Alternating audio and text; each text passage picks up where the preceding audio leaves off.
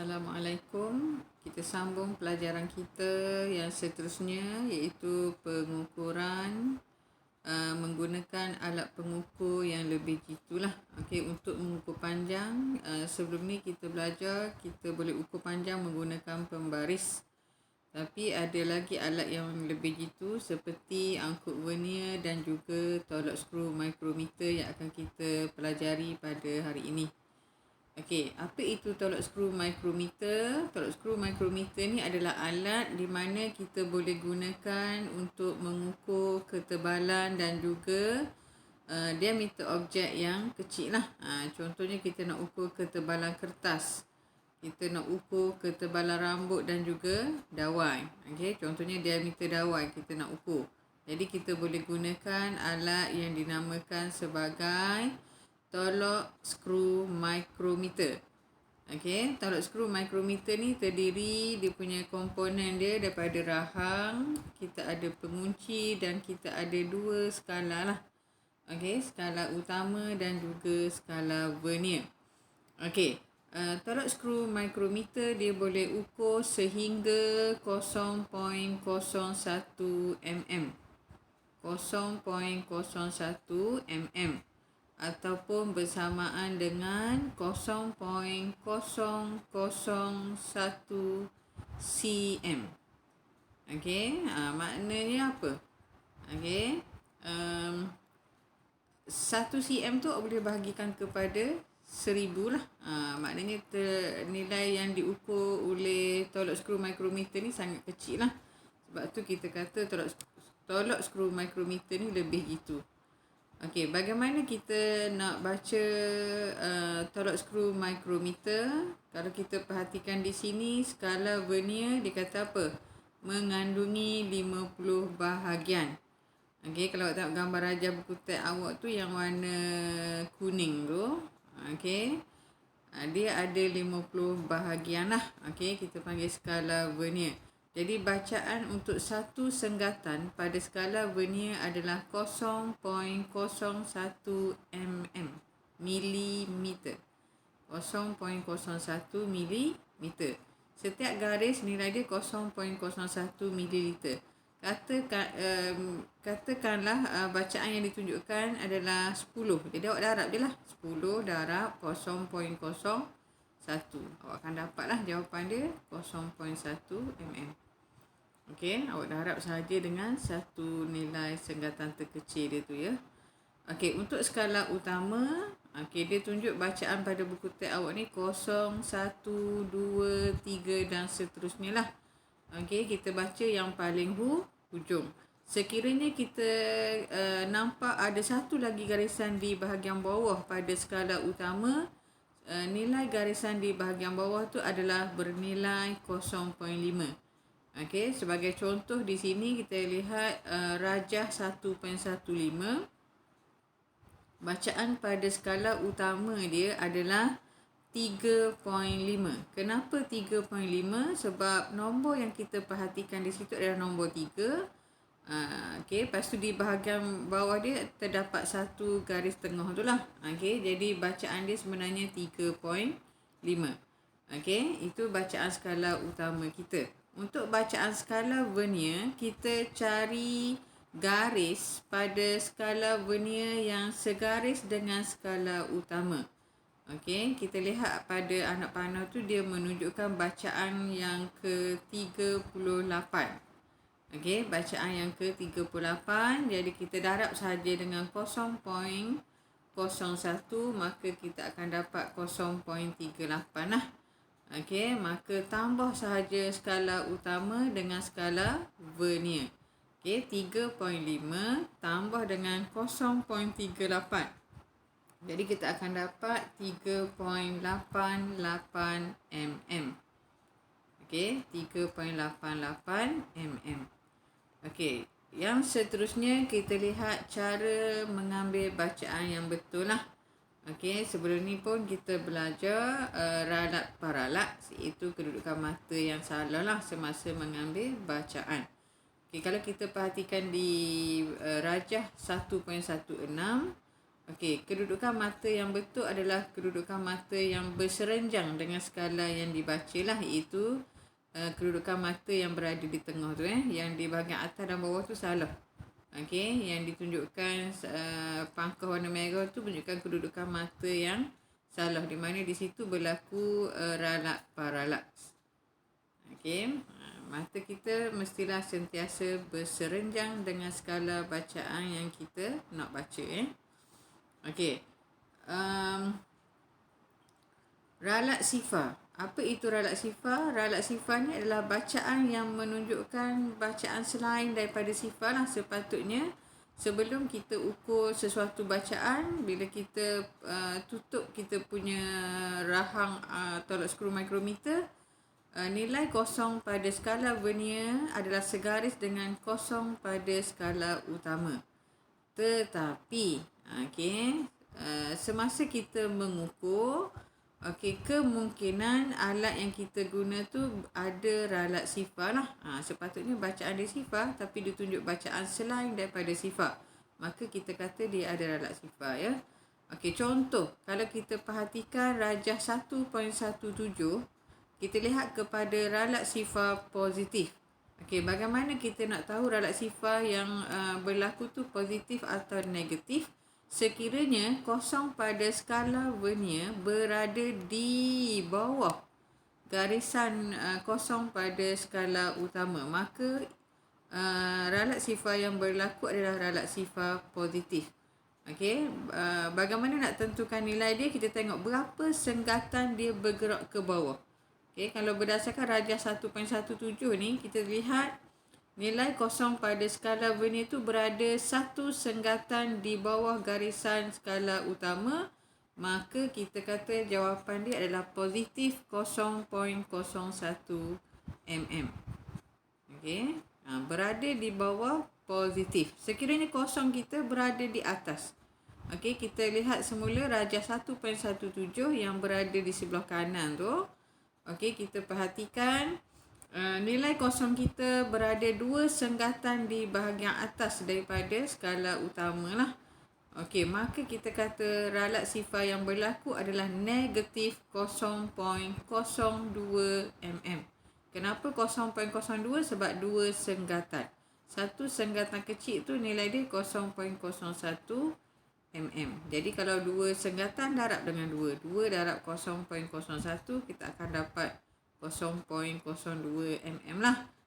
Di depan dia kena letak tanda negatif sebab kosong berada di atas. Jadi sekiranya bacaan sebenar kita yang kita baca tadi 3.88, pada rajah 1.15, katakanlah kita ukur dapat 3.88, tetapi kita ada ralat sifar positif 0.01. Berapakah bacaan yang sebenar? Bacaan sebenar, bacaan yang kita ukur tadi, kita kena tolak dengan ralat sifar. Contohnya 3.88 tolak 0.01. Jadi kita akan dapat bacaan sebenar dia sebenarnya adalah 3.87 sahaja. Sekiranya ralat sifar yang ada pada alat adalah negatif. Contohnya negatif 0.02. Bagaimana cara kita nak ukur bacaan yang sebenar? Bacaan yang kita ukur tadi 3.88 tolak negatif 0.02. Bila tolak jumpa dengan negatif, awak belajar matematik dia akan jadi positif kan? Jadi operasi di situ bila kita tolak dengan negatif, maka operasi di situ akan bertukar lah daripada tolak kepada tambah. Jadi 3.88 tambah 0.02, kita akan dapat 3.90 mm. Kalau negatif, tolak jumpa tolak jadi tambah. Kita lihat yang seterusnya.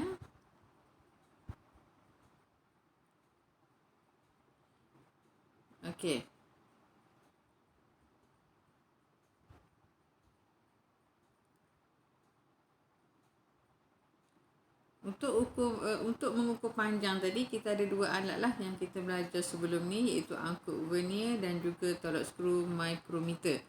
Okey, kita ada angkut vernier digital dan juga tolak skru micrometer digital lah.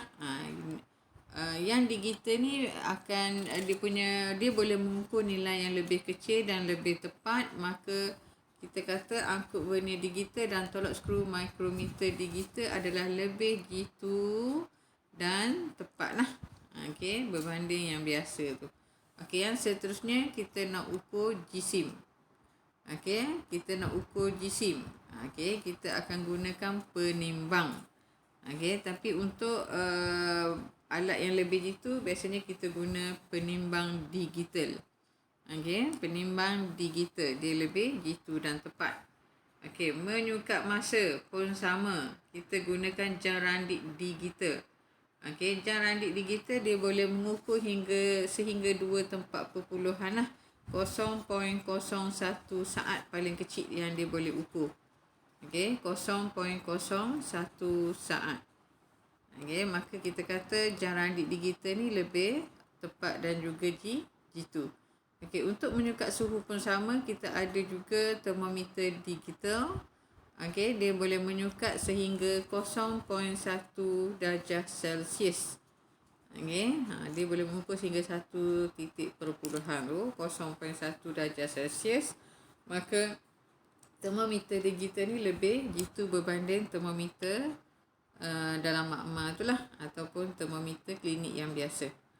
Okey, yang seterusnya untuk menyukat arus elektrik pun kita ada ammeter digital. Okey, dia boleh mengukur sehingga 0.01 ampere. Nilai arus yang sangat kecil. Maka ammeter digital ni kita kata dia lebih jitu dan tepat lah berbanding ammeter biasa. Okey, setakat itu dulu kita pergi satu lagi muka surat 26 buku teks awak. Okey, ni nota yang perlu awak lengkapkan lah. Jadi nota awak bermula dengan muka surat 23 tadi yang cikgu terangkan mula-mula tu, tolak skru micrometer, gambar tu boleh photostat lah. Ataupun kalau tak ada photostat awak lukis lah. Okey, janji awak faham dengan gambar rajah yang awak lukis. Okey, 23, 24 itu nota yang perlu awak buat. Dan akhir sekali muka surat 26. Okey. Ralat rawak dan juga ralat bersistem. Bagaimanakah cara-cara kita nak kurangkan ralat ni lah. Okey, kita tengok di sini. Kita tengok yang pertama, ralat sistematik. Okey, apa itu ralat sistematik? Okey, ralat yang malar pada sesuatu alat pengukur yang diperoleh setiap kali pengukuran. Maknanya setiap kali kita mengukur tu, nilai ralat ni dia sentiasa tetaplah, malar ni tetap sama je sepanjang pengukuran. Okey, contohnya ralat sifar. Okey, yang kedua alat pengukur yang tidak jitu lah. Okey, cara mengatasinya kita kena jalankan eksperimen dengan lebih berhati-hati. Okey, yang kedua menggunakan alat pengukur yang berbeza. Okey, kita ambil beberapa alat pengukur lah. Okey, maknanya katakan kita guna jam randik. Okey, kita ada 2 jam randik A, jam randik B. Okey, supaya sekiranya ada ralat sifar dan sebagainya, kita boleh hilangkan ralat tersebut lah. Okey, kita guna alat yang berbeza. Okey, untuk ralat rawak. Okey, ralat rawak ni ketidakpastian pengukuran yang disebabkan oleh pemerhati semasa membuat pengukuran. Okey, contoh ralat yang berlaku, ralat yang termasuk dalam kategori ralat rawak ni adalah ralat paralaks, iaitu kedudukan mata yang salah lah semasa mengambil bacaan. Nama dia ralat paralaks. Okay, yang kedua, kecuaian pemerhati semasa mengambil bacaan. Okey, katakanlah cikgu suruh ambil bacaan untuk 10 ayunan. Awak bercakap dengan kawan awak kira salah. Okey, mungkin awak kira 12 ke, mungkin awak kira kurang ke 8 ayunan saja ke. Okey, jadi bila kita cuai semasa mengambil bacaan juga berlaku ralat rawak lah. Nilai dia tak tetap sekejap besar, sekejap kecil. Okey, yang seterusnya salah teknik. Okey, maknanya kesilapan kita dalam mengambil sesuatu bacaan lah. Okey, cara baca salah. Okey. Cara mengatasinya yang pertama, kita kurangkan ralat dengan mengambil beberapa kali bacaan lah. Okey, kita buat beberapa kali dia punya langkah tu kita ulang, lepas tu kita ambil nilai purata. Okey, yang seterusnya untuk mengurangkan kesan ralat paralax ni, kita kena pastikan mata kita betul-betul berserenjang. Okey, betul-betul berserenjang, maknanya 90 darjah lah, setentang dengan skala alat pengukur yang kita nak baca tadi. Pastikan mata sentiasa berserenjang dengan skala alat pengukur. Okey, setakat itu dulu. Untuk yang membuat anggaran tu, cikgu akan masuk pada kelas akan datang lah. Okey, jadi tolong siapkan nota muka surat tadi 23, 24 dan 26. Okey, tolong siapkan. Dan hantar kepada cikgu. Awak snap sikit gambar sebagai bukti lah awak dah siap. Okey, itu sahaja tugasan awak. Latihan tak ada lagi untuk tajuk ni, nanti cikgu carilah. Okey, kita buat satu soalan je ke. Okey, tak perlu banyak-banyak, kita buat sikit-sikit. InsyaAllah kita akan jumpa pada kelas akan datang dengan tajuk yang berikutnya. Tak faham boleh tanya cikgu melalui grup WhatsApp ataupun grup Telegram awak lah. Okey, itu sahaja. Assalamualaikum.